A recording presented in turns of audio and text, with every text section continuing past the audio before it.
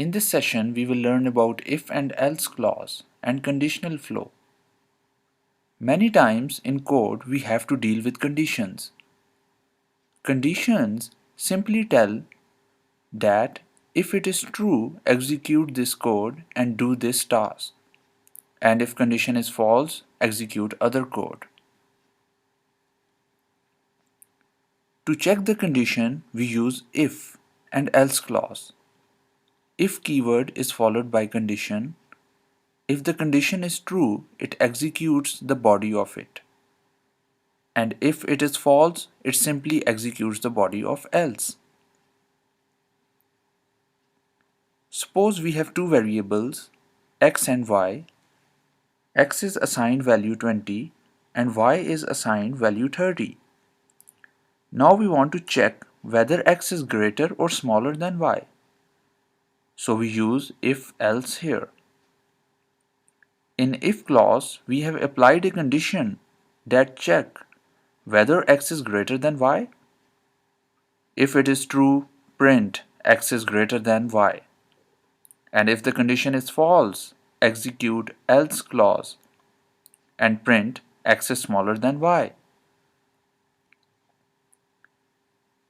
There are many conditions that you can apply. Greater than, less than. To check if values are equal, we use double equal sign. And to check if values are not equal, we use exclamation followed by equal sign.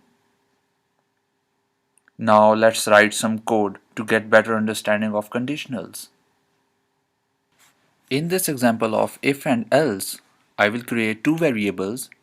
Then we will check whether variable 1 is greater than variable 2 by using if and else clause. So let's make a variable x and assign it a value 20. Let's make another variable y and assign value 30 to it.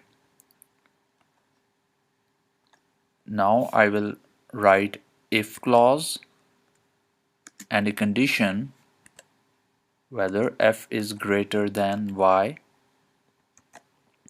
colon, and then I will print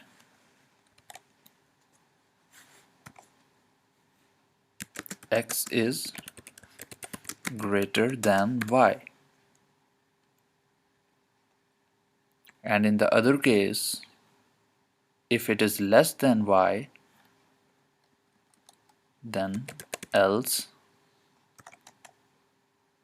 print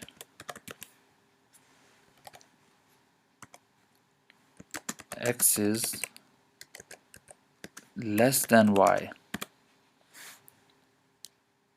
Let's see the output. As you can see in the output, it says x is less than y because we know 20 is less than 30. So it didn't executed the if part here because x was less than y. Instead, it executed the else part which says x is less than y and printed the statement. Now let's swap the values of these variables. I will store 30 in x and 20 in y. And now it should print x is greater than y. Let's see the output. As you can see in the output has changed. Now it says x is greater than y because the values have been changed. So we can use these if and else conditions if we want some code to be executed after certain condition is fulfilled. We will write that code here in if part and other code in the else part. Remember that indentation is very important here. Indentation means the body of if will be placed after some space, which indicates that it is a part of if. Now if I remove the space from here, now as you can see, if and print are on the same line and it started giving error, indent expected. You can see the warning, it is saying indent expected. What it means, it requires us to place a space here to indicate that it's a body of if. And similarly, if in else case I will place the print statement in the same line of else, it will again say error. So I have to give some space after that which will indicate that it's a body of else. So in Python, indentation is followed in every case where we have a body of any certain code. In case of if else, we have the body of if and body of else. As you can see, x and y are not a part of if and else, so they can be on the same line of if and else. They need not to have any space behind them. But this print statement is a part of if clause, so it has to have some space after if clause.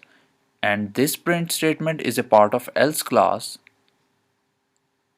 so it needs to have some space behind it. This indentation is followed in Python. That's all for this session. You can try making different variables and applying if and else clause on that.